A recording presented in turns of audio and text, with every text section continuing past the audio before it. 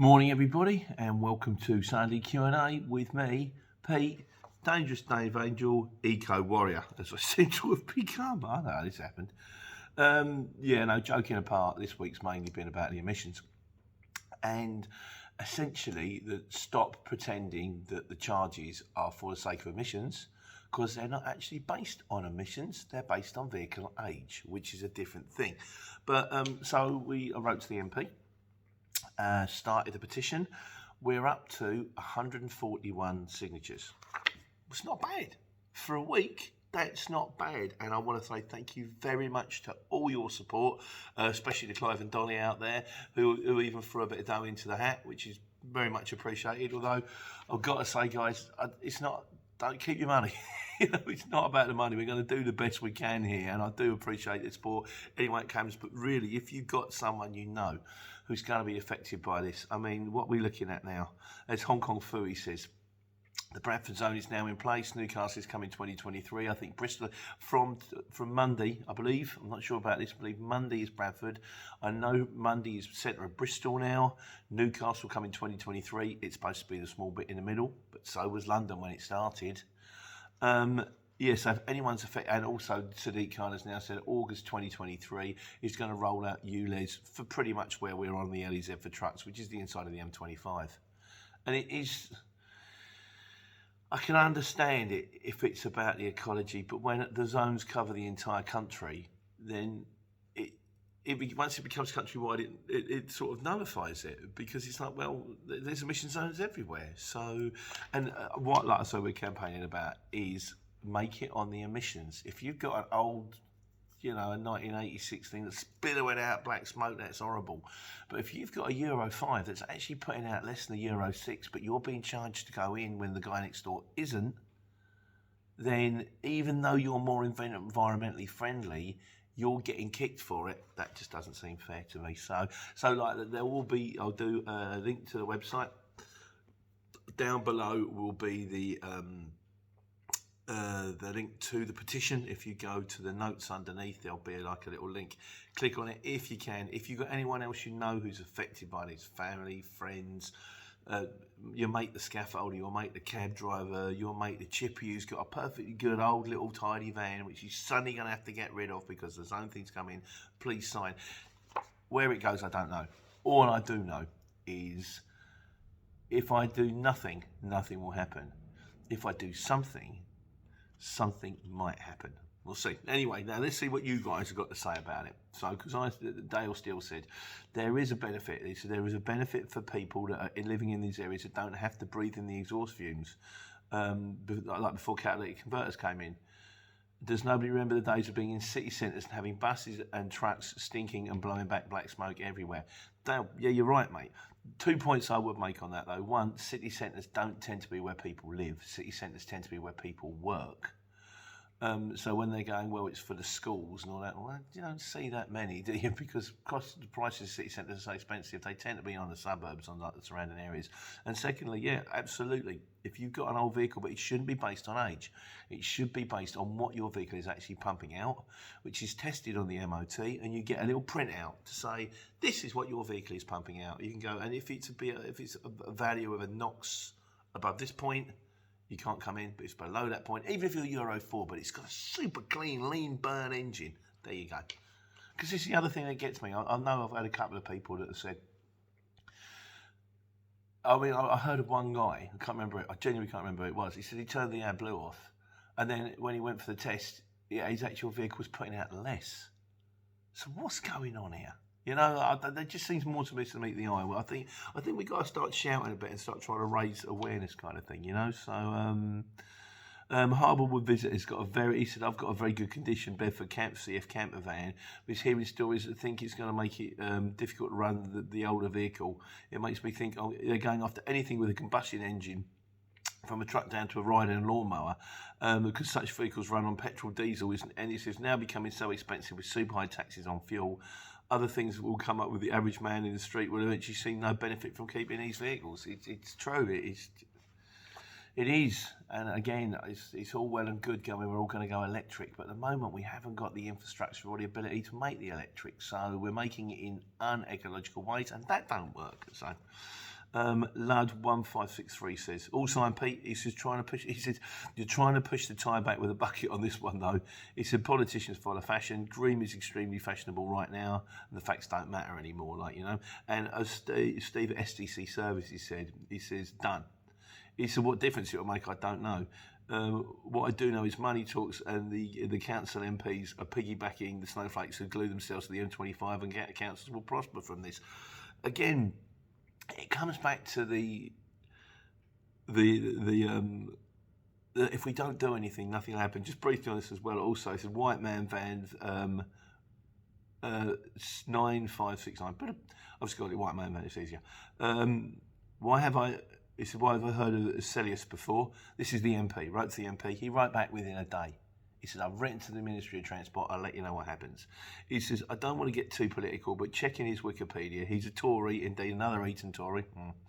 Do we really believe he'll have any interest in looking after the poorer people? He'll tell you what you want to hear, he'll pretend to be on your side, but when it comes to voting in Parliament, he'll just toe the Tory line. Right, these are all decent points. Yes, it's going to be a challenge. Yes, I can't choose my local MP. He just is my local MP. I mean, I can vote, but I'm one of many, like, you know. And yes, there is I mean, when he said I've written a letter to the Ministry of Transport, I kind of went, great. Because the Ministry of Transport kind of works for the motor lobby in the same way as the Ministry of there's a Ministry of Agriculture, Farm and Fishery, or Ministry of something like that, work for the farmers. The people in power work for the people that are deliberately behind them. So the idea that the Ministry of Transport is going to turn around and do something which actually doesn't benefit the motor industry is ridiculous, bearing in mind the fact the motor industry are the reason they're there in the first place. But if it does gain momentum, and if it does look like it's got some political clout that could go his way, then suddenly his antennas might pick up and go, hang on a second, there's a little opportunity for me here. Or he just might be a nice guy. I don't know. I've never met the guy. On the fence on that one. We'll see. As for the fact I'm not trying to push the tide out with a bucket, I'm going to tell you a story now. About 4 years ago, when I gave up the markets, I was doing these videos about market trading. And I was doing them for a guy on the radio, and I kind of thought, well, I'm not a market trader anymore, and I'm doing a market trader reports for a guy on the radio. It's kind of pointless. I thought, shall I carry on making these videos, shan't I? And I'm standing there, and it was just because I had like 20 minutes to kill, waiting for a geezer to rock up with a server unit in somewhere like British Gas or something like that. I made a video about the courier exchange, and it got a load of views, and I thought, that's interesting. I wonder if I could do it again. 4 years later, I've now got a channel with over 7,000 subscribers. Thank you very much, guys. I should have said that last week, but I didn't. I forgot to mention it. But it's over 7,000. Thank you very much for supporting me. I really appreciate it. And a base. This is the bit I'm most proud about, is I've got a base where if people don't know what's going on, or people have got a question or a query, and then I can't answer it, you guys out there will come in, and suddenly I've got this little thing, this little community of people that helps people. It took me 4 years to get here, but maybe a bit longer. But I'm here now, and it's growing. And all I think is, if we could, we're like ants. If we band together, if we all turn round to them and they went, "You've got to pay £12.50," and we all just went, "No." Tell you what, we'll stop driving in. After a week or two, they come back to us and go, "Okay, we forget about £12.50, and please bring our stuff. We're starving." It's not going to come to that. But if we could. Power to the people here. So all I know is if I do nothing, as I said before, I do nothing, nothing will happen. If I do something, something might happen. And you guys can help with this. If you haven't signed, or, if you do know someone, give them a shout, get them on a channel, get them on that video, whatever you need to do. But if we can get it rolling, and there's going to be a load of other people that might click on this change.org thing. Oh, and also well done again, like to Dolly and Clive. Change.org is a good, as far as I understand it, it's a decent thing. My wife actually subscribes to it, and she was the one that said, this is what you want to do, because they're trying to give people a voice. When everybody else is just rolling through and just going, we're going to do that, and then disappearing after their great big houses in the country, we can turn around and go, no. So that's where we're at. So, right, okay, furthermore on it. By the way, Chadges, if you're watching, we won't be talking about environment forever. Yeah, and oh yeah, London 1593. He said he tried this thing in the Galapagos Islands, the green agenda. He said what happened? They tried it for 10 years and then they reverted back again. I thought the Galapagos Islands was just full of finches, but there is a link to what happened in the Galapagos Island. Like, if I can do a link, I will. If not, I'll put it underneath. I've done it again. Hold on. Keep forgetting my pen. I'll do a link underneath. So anybody wants to read it, let's see where it goes, guys. We can do what we can do. Steve at SDC Services says done. Oh, we've done that one. Right, where are we on? The All Big Mac says it was always going to be about the money. Why do you think they extended the ULEZ? Bigger area, bigger profits. They're saying that with the extension of this ULEZ, they're going to bring in £12.5 billion. It's difficult to turn that down, but they've also said this depending on which poll you talk, 60 and 80% of people going, we don't want it. We live in London. There was one guy who said, I used to drive to the outskirts and have to walk in. Now I'm going to have to pay it £12.50 a day. There are people out there that are suddenly going to have to change. They've got decent, normal, tidy vans. They're going to have to dump them. They're not going to be worth any money because everyone's dumping them. Then they're going to have to buy brand new, shiny vans at the cost of 40 tonnes of carbon to build the darn things because they're going to be more environmentally friendly. And I'll be curious to know what the output on their Euro 5 is and compared to Euro 6 and see what difference it will actually make to the air quality. We'll see. Leachy says, Pete, ULEZ has been brought in to cover the whole of London. Thank you, we've covered that. Luke Berry says, totally agree with the reasons that he signed the petitions. He said, I'm fed up with all the lies, conning us all. It's W388Y1. It's a droid's name. He says, I remember having this conversation with you at the yard some time ago. It was all about the pollution. You wouldn't be allowed in these areas at all, but if you pay, you can blow smoke all day long, petition. Yeah, this is another thing. In Sweden and places like that, they've got these zones, and they go, you can't come in. If you're not Euro 6, you can't come in. Here we say, you're not, if you're Euro 6, or if you're Euro 6 or below, if Euro 5 or below, you can't come in unless you pay the money.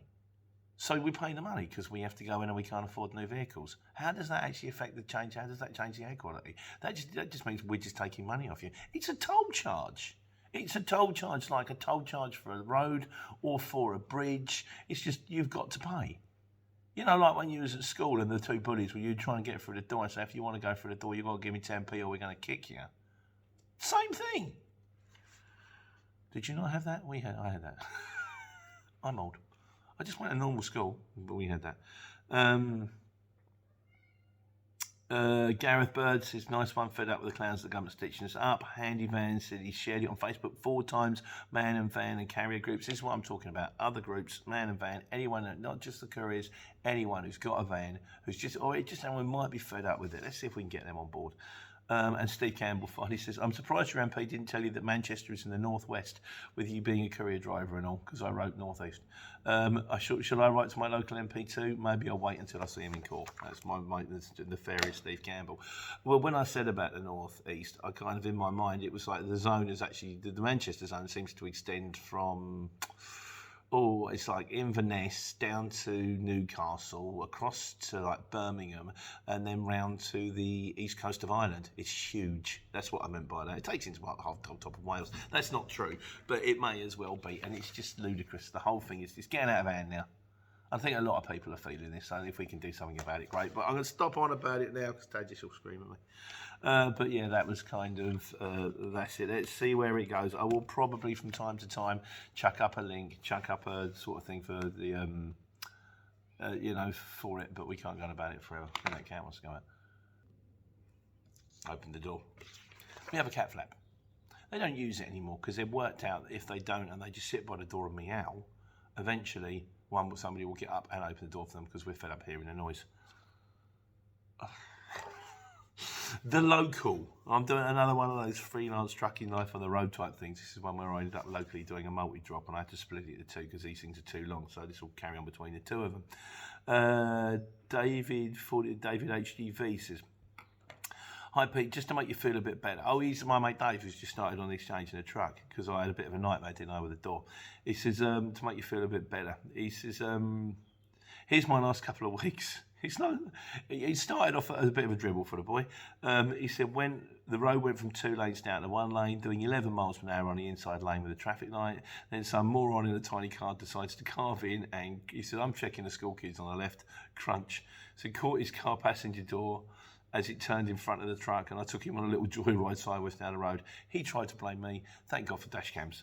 And then number 2, stupidly tight entrance off the main road, so I pulled in instead of backing in, hoping there'd be space inside to swing round. Nope. Backing out with the system of the Forky being a banksman, clicked the stupid pole and tore the side section off the driver's step. 3 days off for repair. That seems a lot for a driver's step. You just bolt them things on.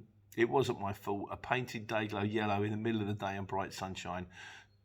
I'm struggling to come up with a reason why it wasn't my fault, but obviously it wasn't. On a positive note, thanks to Rock God, my first job, this will be my first job. My new maintenance provider, we're doing some work on the truck, so you did find someone better than Mark. You remember the guy?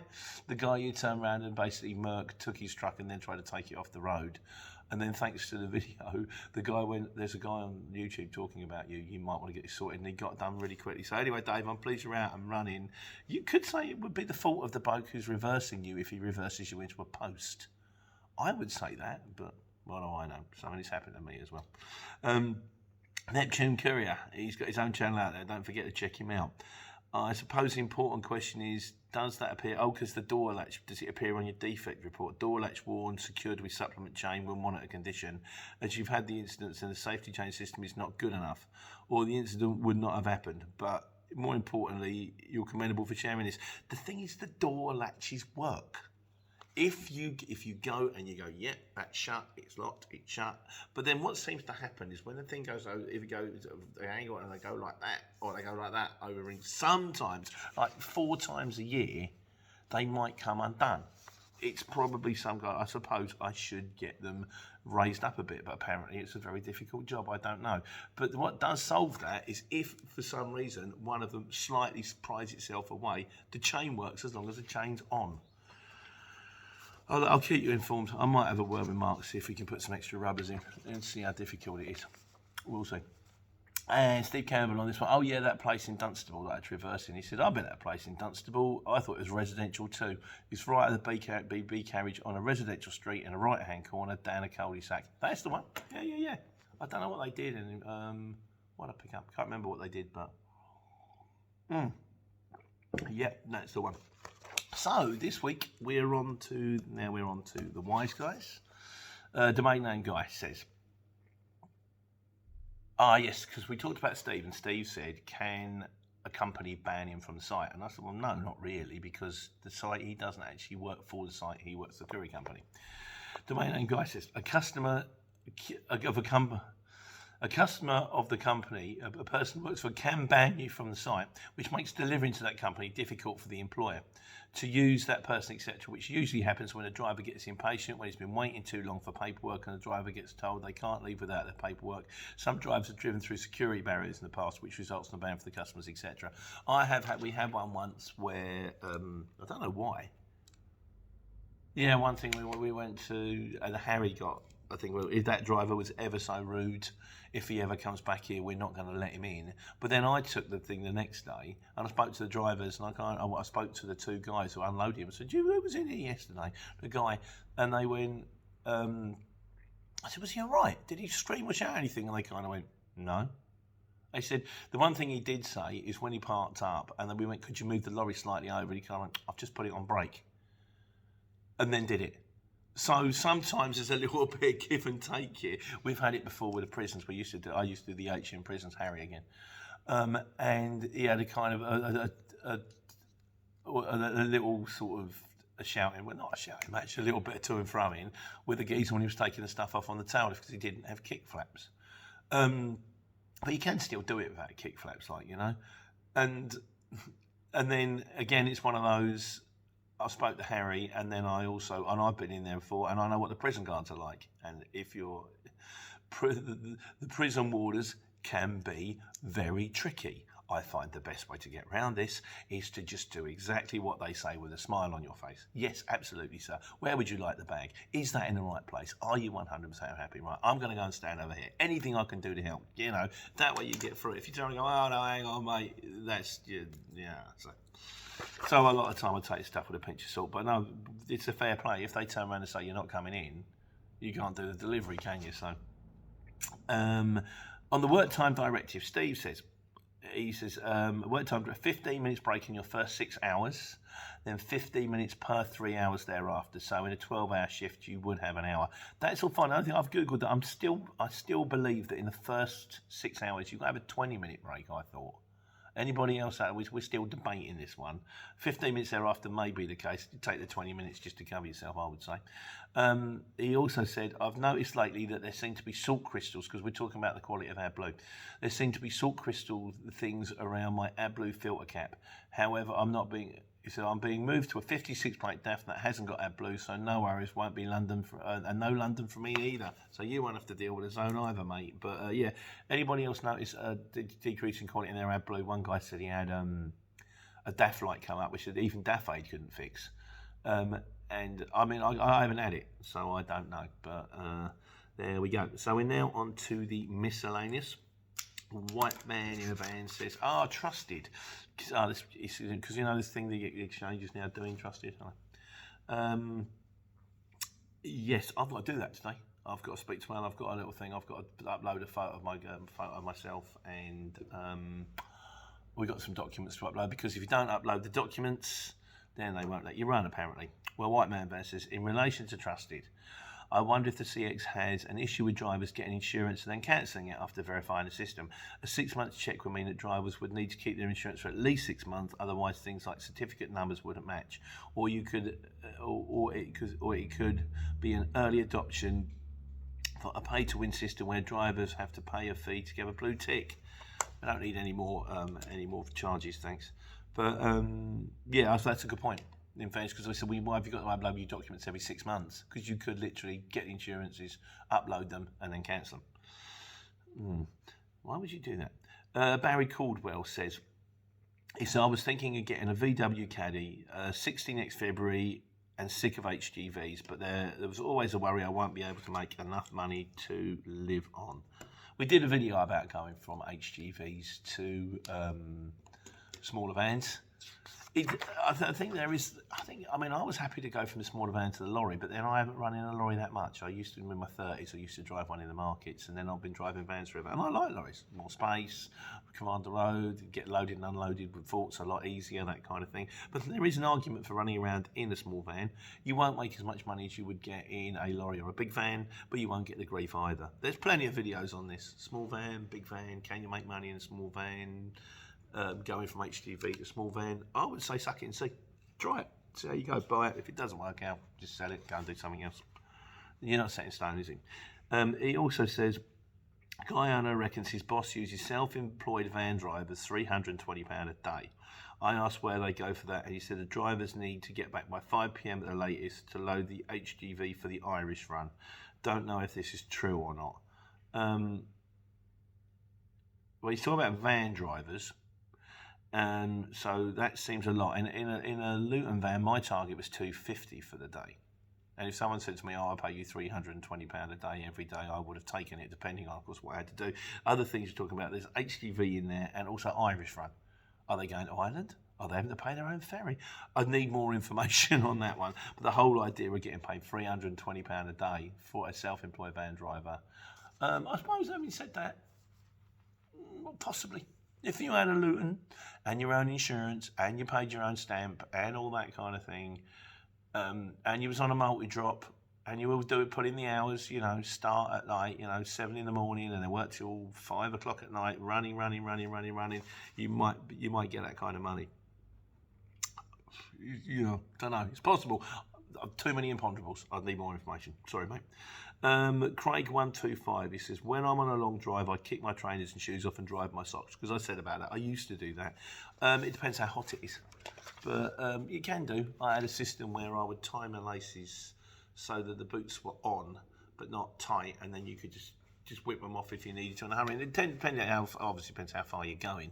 If it was a really warm day and I was going to Scotland, I think I'm not going to sit with these boots on. I'm just roasting here. But there are ways around that, of course. Or slip-ons, or trainers, or what have you, as long as you can safely drive them. White man in a van says, I don't understand how some shippers are having to pay over the odd for jobs when I can't find anything at 75% of the supposed going rate. I'll be offering my direct clients a special offer instead and hoping the work comes when from that rather than my lowball rates on the CX. Again, it depends what you're charging now. I'm finding it tough at the moment. This should be the busy period, and I don't know if it's because of the football, but on Tuesday I did one job for 150 quid. I picked up in Milton Keynes, I drove it to Hemel, and I came back, and that was all I did all day, which is 150 quid is less money than my target on a Luton van. I've managed to get myself out of trouble by having a ridiculously long day on Thursday. Drove down to somewhere like Chichester, drove all the way back, and then the bloke said, can you do Saffron Walden and back? I got in with 6 minutes under my clock, but I got in. But yeah, and that was worth money. But yeah, no, it's tough at the moment, and I fear for the new year. And then what are they going to do? Charge us more money to drive everywhere? Yeah, sign a petition. Yeah, it is tough at the moment, and it shouldn't be, but it is. Steering wheel attendant says, have you had any experience with Timocom? He said, or do you only look for loads solely on the courier exchange? I'm thinking of getting a unit myself, but with this recession coming, I'm not sure. Thanks. Not Timocom, but we did use returnloads.net. We had it for about too long, for about a year or so, because I think we might have been under contract and we cancelled it as soon as we could because there are plenty of jobs on there. And then when you ring them, you realise they don't actually exist or they've already gone. Or you're like, the only one that I've actually found that works consistently is the exchange. There are other things out there. There are other things like Courier Network and Shipley and stuff like that. They don't charge as much money, but the job's it's just not as good. Exchange is expensive, but it's good. I wish there was a competitive platform out there so we could, they could fight each other, but there isn't. So not that I know of anyway. And if there is, no one's told me. They might be keeping it to themselves. Colin Changji says, how much can you bring in a week? Again, Colin, I've done videos on this before. It depends on what van you're running, what your target is, there's so many important, what time you start in the morning, what time you're going to finish, are you going to tramp, do you want to work weekends, are you aware of the fact you probably won't get return load? There's a lot, but there's plenty of videos on it. I would say on average, in a lorry, my target for the week is 2k. It's how much can you bring in a week. In a Luton, my target for the week was 1250. In a smaller van or a long wheelbase, you're probably looking at 750 to a K. That's what you can bring in. Then you've got to take your X's out of that. But there's loads of videos on this one, mate. Just trawl back through the channel and everything seems to stand. So, Wayne Rawlins says, to cut down your costs, is it not possible to have a membership to Costco as their fuel prices are significantly lower than other retailers? Just a thought like. Anywhere, yes, get a Costco card. If you happen, particularly if you happen to live near a Costco, fill up every night. Anything, if not, Asda's, Sainsbury's, Tesco's, the supermarkets are cheaper, or you can get yourself a fuel card where you can get yourself a fixed fuel price and you'll be paying without the VAT each time. With a fuel card, make sure you've got enough money to pay the bill when it comes in a week or 2 weeks or a month, because if you fill up all week and then they try and take it out of your bank and like 700 quid goes out and you haven't got it, then they'll start hitting you with heavy charges for not paying, and then it suddenly becomes, it doesn't work anymore. But yeah, anything you can do to get it cheap. Fuel cards will fix the price for you. Costco, otherwise, if you've got to get your fuel, and then there's the other argument that is the fuel as good from Asda's as it is from the BP garage, because the BP garage has got different additives in the fuel, which is why it's dearer, but it protects your engine more.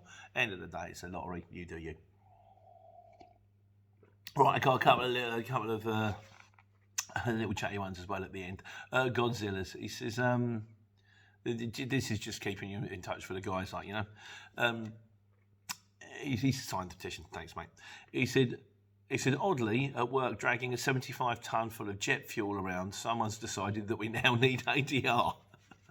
No rush coming in on that one, it was a surprise. Of course, a free ADI course. Oh, go on then, you twisted my arm. We don't use driver's cards, so I thought, let's do a truck printout. The truck's been used for the last 3 years without a single car kissing the tacho. Should be fun. Well, I suppose if you're just driving around the yard, it ain't going to go very far, is it? No paper. Oh, in the tacho. True story time. Working at Rover, the Sparky had a gadget to test car fuses. You plug the fuse in and it rams twice the amps through, blowing the fuse. So a fuse tester that checks fuses by blowing a fuse. Now I argue the entire point of a gadget, but it was apparently I was wrong. There's a fault or something not to do with me. He said he did enjoy working at Rover. You know, it's like the idiot in the match factory, isn't it? That one works. That one works. That one works. I've got a problem with my backlights. I didn't even know. When I finished that job on Saffron on Thursday, I pulled out, and the backlights, when I turned the thing, the backlights were jammed on. I thought, well, that's not good, but at least they're jammed on, not off.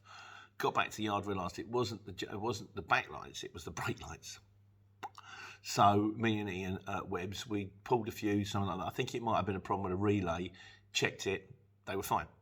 Then got up on Friday morning, so I had to do a job going down to Dover. Checked them again, got the wooden stick, pushed it in, had to crack it a little bit, got it in, they were fine. I went, oh God, intermittent fault, that's not good. But they were fine. Drove down to Dover, checked them at Dover, they were fine. Drove to Daff's on Friday night to pick up a seal for the lorry, which is coming down. I'm going to go and meet him in a minute. Come out of Daff's, they're jammed on again.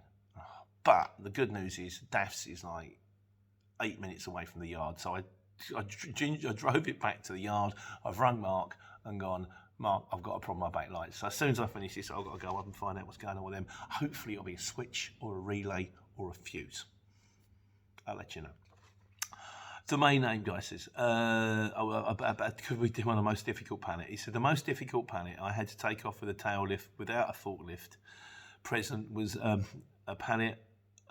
2-pallet oblong pallet with a marquee on halfway down a 7.5 ton truck. So I had to take off all the pallets around it to get enough turning space on the truck bed so that it would go through the back doors.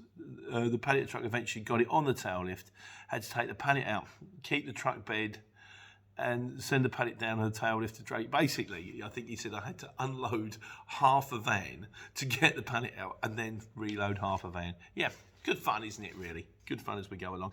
And finally this week, in conclusion, Shane Harding said, the philosophical ramblings of a truck driver. Must admit these ones amuse me. That's what I said about myself. Yes, I speak 2 languages, Shane. English and rubbish. I speak the second one more fluently than the first. So that's it for another week, guys. 4 weeks till Christmas. But we probably won't have to work the Friday because there probably won't be a lot on. So once you've got Monday out of the way, 2 full weeks till Christmas. We'll have the lights up soon. It's the wife's birthday on Tuesday. And then I imagine next week will be decoration week. So within 2 or 3 weeks, you're going to see the funny lights. Hope you're all well. I hope you're fine. Hope my lorry's fine. I'm going to go and find out in a minute. Have a wonderful week. Take care. Take money.